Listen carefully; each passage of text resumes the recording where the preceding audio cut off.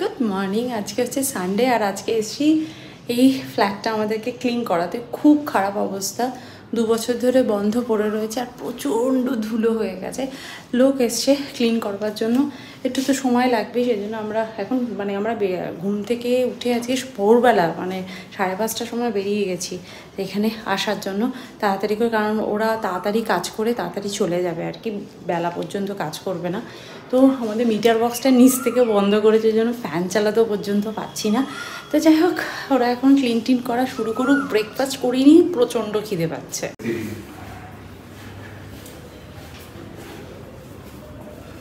হয়ে গেছে পরিষ্কার,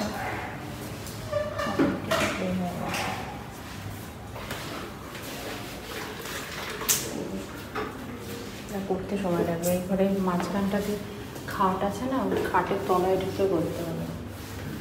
সকাল 7:30 থেকে কাজ করছে ওরা, এখনও পর্যন্ত কমপ্লিট হয়নি। বেলা 11টা কিন্তু বেজে গেছে। যেখানেই হাত দিচ্ছে সেখানেই প্রচণ্ড ধুলো। তাও টুইটির ওই রুমটা আর কি আমাদের ক্লিন করা হয়ে গেছে। এখন আমরা একটু আলমারিগুলো ক্লিন করে দিচ্ছি, যাতে আলমারিটা ক্লিন করে এসে আর কি যাতে একটু জামা কাপড়গুলো অ্যাটলিস্ট রাখতে পারি। আর ম্যাট্রেসগুলোর তো খুব খারাপ অবস্থা, তাই প্রান্তিক বলছে নতুন ম্যাট্রেস লাগবে। তো টুইটির ঘরের জন্য একটা ম্যাট্রেস আমরা অর্ডার করে দিয়েছি, আর এই ঘরটার জন্য একটা অর্ডার করতে হবে, কিন্তু যতদিন না হচ্ছে আপাতত আমি মায়ের বাড়ি থেকেই নিয়ে এসে চালাবো। ফাইনালি ঘরদোর ক্লিন হয়ে গেছে, শুধু ঠাকুরের ওটা ক্লিন করতে হবে, কিচেনে কিছু জিনিস গোছাতে হবে। আর সব থেকে বড় কথা, জানলায় পর্দাগুলো লাগাতে হবে। নাহলে জানলায় পর্দা না লাগালে এত রোদ আসে না আমার এই ফ্ল্যাটে, প্রচণ্ড গরম লাগবে। টুইটির ঘরে ওয়ার্ড্রপগুলো সমস্ত ক্লিনিং করে দিয়েছি, ওগুলো আর ওদেরকে দিয়ে করাইনি, ওরা আর কত খাটবে, সেই জন্য একটু হাতে হাতে করে দিলাম। এরপর একটু খেতে হবে, খেয়ে দিয়ে নিয়ে স্নান করব, কারণ আগে স্নান করে খাওয়ার মতো পরিস্থিতি এখন নেই। এই জন্য আগে খেয়ে নিই, তারপর স্নান করে ঠাকুরের জায়গাটা পরিষ্কার করব। আর খাবার এনেছি আরসালান থেকে, এটা হচ্ছে টুইটির ফেভারিট। টুইটিকে না দিয়ে খাচ্ছি, রুমালি রুটি আর চিকেন চাপ হচ্ছে টুইটির ফেভারিট। হ্যাঁ, কালকে, আর আমরা কালকে এখানে শিফট করে যাবো। ও যদি জানতে পারে তাহলেই গেল। ও না আজকাল আবার মোবাইলে বা কোথাও একটু দেখতে থাকে, ছবি দেখে, এ করে। সেদিনকে বলছে তোমরা এটা কোথায় গেছিলে? আমি যে আরে কোথাও না, তো স্কুলের কাজের জন্যই গেছিলাম। তো যাই হোক, আগে আমরা খেয়ে নিই, আমরা প্রচণ্ড টায়ার্ড হয়ে গেছি, সেই ভোরবেলা থেকে চলছে 5:30 থেকে। তো যাই হোক, দেখতে দেখতে প্রায় এখন কটা বাজে, প্রায় 3টে বেজে গেছে প্রায়। তো যাই হোক, খেয়ে নিই, তারপর স্নান করে পুজোর জায়গাটাও ঠিক করতে হবে। সমস্ত গোছকাজ হলো, এখানে পুজো টুজো করে দিয়েছি। আর এই সমস্ত 14 বার করে সংসার পাতো আর সংসার তোলো। আমি কার্টেন্সগুলো লাগালাম, কারণ হচ্ছে বাইরের এই দিকটা না পশ্চিম দিক, সেই জন্য প্রচণ্ড রোদ আসে। সেই জন্য আমি ড্রয়িং রুমটা না হলে প্রচণ্ড গরম হয়ে যাচ্ছে। আমি যদিও বাড়ির সব কার্টেন্সই টাঙিয়ে দেওয়া হয়ে গেছে।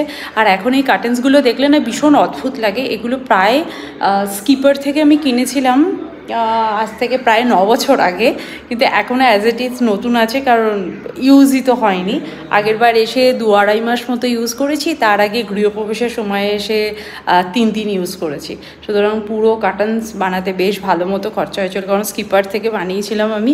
অ্যারাউন্ড 30,000 ইয়া 35,000 মতো লেগেছিলো এই কটা কার্টেন্স বানাতে। সেই জন্য ভাবছি ট্র্যাশ করবো না, কতদিন অন্তত ইউজ করে নিই, তারপর নয় অন্য কাজে। প্রান্তিক এই কার্টেন্সগুলো বানাতে আমাদের 30,000 মতো লেগেছিল না, ওরকমই এই সমস্ত কার্টেন্স এই ফ্ল্যাটে। হ্যাঁ, 30,000। সুতরাং ট্র্যাশ করতে আমি চাই না, অ্যাটলিস্ট কিছুদিন ইউজ করি, তারপর চেঞ্জ করব। যখন কালার চেঞ্জ করব তখন কার্টেন্সও চেঞ্জ করব, কারণ এই কার্টেন্সগুলো আমার একটুও ভালো লাগে না এখন। জানি না কেন, আমি নিজেই ঘরের রং পছন্দ করেছিলাম, কিন্তু সময়ের সাথে সাথে মানুষের পছন্দও তো বদলে যায়। সেই জন্য এখন আমার এই কালারটাও পছন্দ হয় না, এই কার্টেন্সও পছন্দ হয় না। আর এত বছর আমরা বাইরে থাকার পর না মনে হয় যেন ওয়ালের কালারটা সাদা হলে বা লাইট কালার হলেই ভালো লাগে। আমি আমার মাকে পর্যন্ত জোর করে বলেছি তুমি তোমার ঘরের রং চেঞ্জ করো। মাও তাও ড্রয়িং রুমটা যখন কালার চেঞ্জ করলেও সাদা রং করেছে।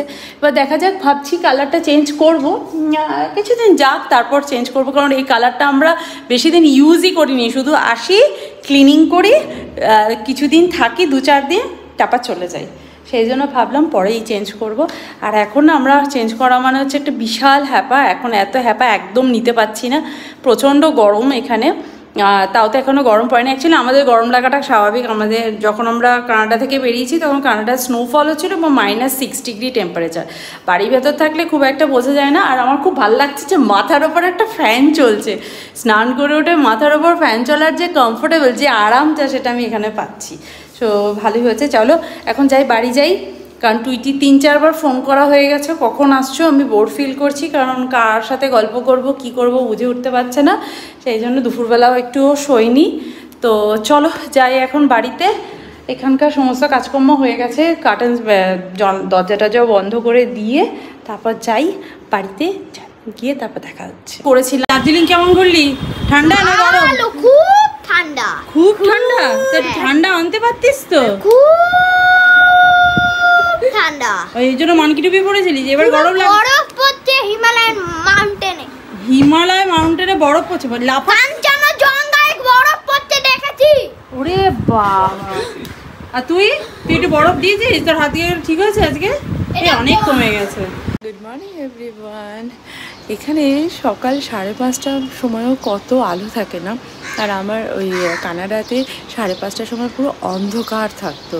আমি তাই ভাবছি এখানে এখন কি সুন্দর পাখির আওয়াজ, একদম পাড়া বা পরিবেশটা একদম নিস্তব্ধ।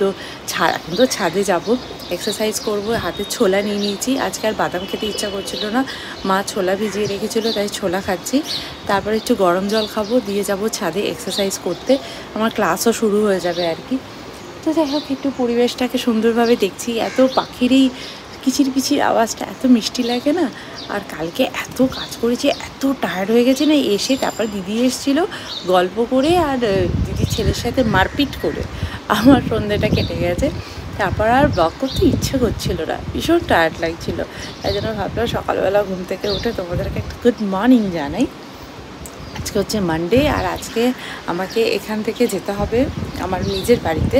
তারপর তো অনেক কাজ আছে, অনেক গল্প আছে, আর একটা গুড নিউজ দেওয়ারও আছে, সেটাও দেবো। বাট এখন নয়, পরে দেবো, এখন দেবো না। এই ব্লগে দেবো, সেটা পরে বলছি। তো চলো আজকের দিনটা অন্তত শুরু করা যাক। এই হচ্ছে আমার ব্রেকফাস্ট, গ্রানুলা, ওটস আর ফ্রুটস আর ইয়োগার্ট দিয়ে, আর একটু চিয়া সিডও অ্যাড করেছি। আর এখানে টুইটিও সেম খাবার। আর যে মহারানী সকালবেলা ঘুম থেকে উঠে মোবাইল হাতে দিয়ে বসে আছে, একটা মোবাইল পেয়েছে, সেই মোবাইলে খালি কুটকুট কুটকুট করে খালি টেক্সট করে একে ওকে, তাই না? হ্যাঁ, এক চোখ দেখাচ্ছে, দু চোখ দেখা ভালো করে, মাথায় তেল টেল মেখে বসে রয়েছে। তাই শুধু ও তেল মাখিনি, আমিও তেল মেখে দিয়েছি। তো চলো আজকের এই ব্লগটা তাহলে এখানেই এন্ড করছি, দেখা করবো নেক্সট ভিডিওতে। ততক্ষণের জন্য তোমরা খুব ভালো থেকো, সুস্থ থেকো, আর লাইফটাকে চেক করো। আর আজকে আমরা যাবো আমাদের বাড়িতে, আবার ওখানে গিয়ে নতুন ব্লগ করবো। Bye, see you in next video. By.